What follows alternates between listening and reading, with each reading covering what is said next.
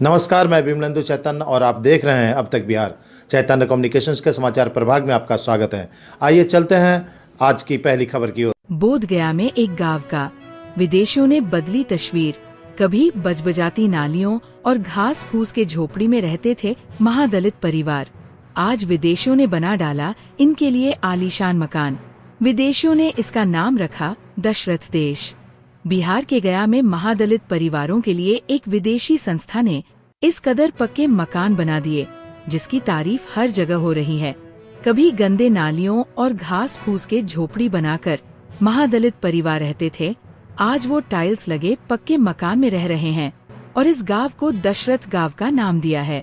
विदेशियों ने इन महादलित परिवार के सपने को साकार कर दिया, जिसे सरकार कभी सपने में भी नहीं सोच सकता था, जिसे आज ये विदेशी संस्था ने कर दिखाया है। दरअसल बिहार के बोध गया का सिलौंजा गांव है, जहां लगभग 100 से 150 घर महादलित परिवार रहते हैं। आमतौर पर देखा जाता है कि ये लोग त्रिपाल, घास फूस और बजबजाती नालियों के बीच इनका रहना सहना होता है और किसी तरह मजदूरी कर अपना पालन पोषण करते हैं। इसी क्रम में जब विदेश की संस्था ताइवान की बौद्ध सूची चैरिटी फाउंडेशन बोध गया घूमने आए थे, तो इस गांव में भी वो लोग पहुंचे थे। इस गांव में रहने वाले महादलित परिवारों को देखकर इन लोगों को काफी बुरा लगा। तब इन लोगों के लिए कुछ करने के लिए सोचा।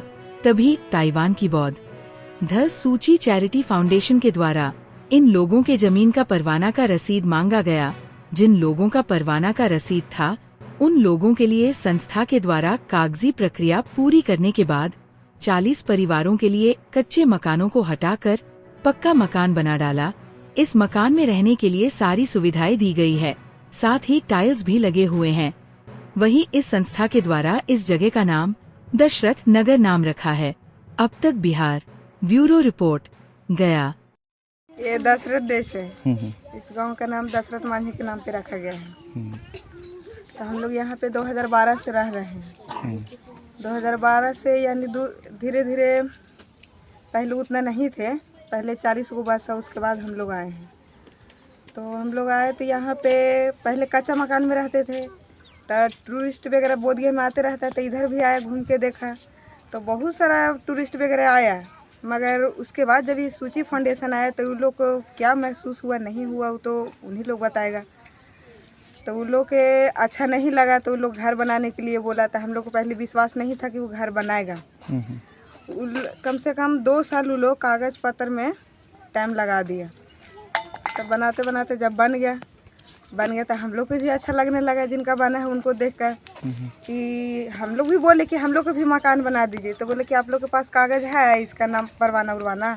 तो हम लोग बोले नहीं। तो बोले कि आप लोग कभी कोशिश किए हैं? हम बोले कि हम लोग तो कोशिश किए हैं, एप्लीकेशन वगैरह लिख के दिए हैं, और जितना लोग का मकान कच्चा बना हुआ था उन लोग का लिस्ट में भी नाम गया था। एक बार कर्मचारी भी आया, फिर दोबारा नहीं आया।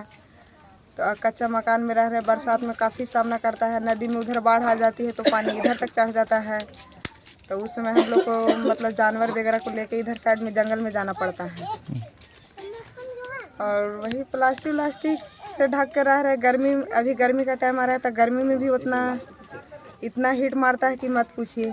मगर फिर भी क्या करें, कहाँ जाएं, रहना पड़ता है मजबूरन। यहाँ के लोग क्या करते हैं? यहाँ के लोग मजदूरी करते हैं। पढ़े लिखे हैं कि नहीं? हाँ, कुछ पढ़े लिखे भी हैं, कुछ अनपढ़ भी हैं। मतलब मकान सबका बनना चाहिए। हाँ, चाहे संस्था के लोग बना, चाहे यहाँ की सरकार चाहे सरकार बना के दे या संस्था के लोग बना के दे, मगर हम लोग भी चाहते कि पक्का मकान में रहे। क्या नाम है? मेरा नाम पिंकी कुमारी है सर। ठीक था। परियों पर पति में रहते थे, प्लास्टिक देके या त्रिपाल देके शेर के घर बना था, उसे हम लोग रहते थे। देखते देखते आदमी आते जाते गया कि लोग परिस्थिति खराब है, किस तरह से रहना चाहिए। इस तरह से फिर अपना विदेशी लोग आते जाते रहते थे, कपड़ा राशन फागन देते रहता था। उसके बाद लोग समाज में आगे लोग मकान बना देना, बना दिया। 13 लाख का मकान 13 लाख का मकान बना दिया। सब कुछ उसमें दे दिया, खाली बस रहना, साफ सफाई करते रहना। होटल की बस किस तरह व्यवस्था? होटल की तरह व्यवस्था है, और आराम से आपको रहना, चापाकल व्यवस्था सब कुछ। पानी का कोई दिक्कत? पानी का चापाकल है, दिक्कत नहीं है, आराम से। मतलब एक छुटकारा मिल गया मुश्किल से। हाँ, मुश्किल से बहुत छुटकारा मिल गया। कम से कम खाना नहीं मिला था, सोने की जगह तो मिल गया। हाँ, तीसरा खाना पीना नहीं, सोने की तो जगह है। सरकार से मांग करते हैं कि रोजगार वगैरह। रोजगार वगैरह कुछ चाहिए, हम लोग रोजगारी है। क्या नाम है आपका? श्री अर्जुन मांझी। हाँ, ये पहले ही बंजर था, बालू था, अनाबाद बिहार सरकार था और वहाँ के लोगों को बगल में सिलौंजा वहाँ दिक्कत रहता था। तो 40 आदमी को परमाना दिया और बाकी में जो है बिना परमाना के हम लोग नाप के साइड से बस गए। तो हमारी सिरकी का जो बिल्डिंग है, पहले सिरकी का दीवार था और सिरकी एक छावनी था और बरसात में तिरपाल दे देते थे, चिम के तिरपाल।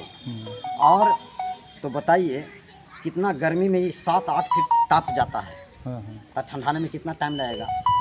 उसी दरमियान में बारिश के टाइम में मतलब सांपों है, चूहों है, भिन्न भिन्न तरह के कीड़ा पहुंच जाते थे। तो हमारी दशा और दुर्दशा के देखकर सूची फाउंडेशन ताइवान के लोगों को दया आ गया, करुणा आया और लगा कि ना इन लोग को मदद करनी चाहिए। तो उन लोग ने बहुत कड़ी मेहनत से ये बिल्डिंग खड़ा कर दिया। इस बिल्डिंग के अंदर 2 रूम है और एक बरामदा है, एक किचन रूम है और एक बाथरूम है। और सभी जितना बिल्डिंग बना है सभी में एक चापाकल है, नीचे टाइल्स लगा हुआ है और सब लोग पुट्टी लगाया हुआ है। पक्का मकान, झोपड़ी से पक्का मकान बनाया। बहुत सुंदर मकान है। सरकार को भी प्रत्येक गरीब को ऐसने मकान दे देनी चाहिए। और बगल वाले गांव का बगल वाले के लिए प्रयास कर रहे हैं। होली से पहले मैंने आवेदन दे दिया है, मुख्यमंत्री सचिवालय को दे दिया, देखिए कि बगल में बना दिया जाए। इसी तरह का बने। हाँ, ग्रामीण विकास मंत्री को दे दिया है, सचिव राजस्व विभाग को दे दिया है, मद्य निषेध मंत्री को दे दिया है, मुख्य सचिव को दे दिया है, मुख्यमंत्री। मतलब यहाँ के सरकार को सीख लेना चाहिए कि इस तरह का मकान बने। हाँ, क्या नाम है आपका? मेरा नाम भंते जम्बुद्दीन, दशरथ देश सिलौंजा।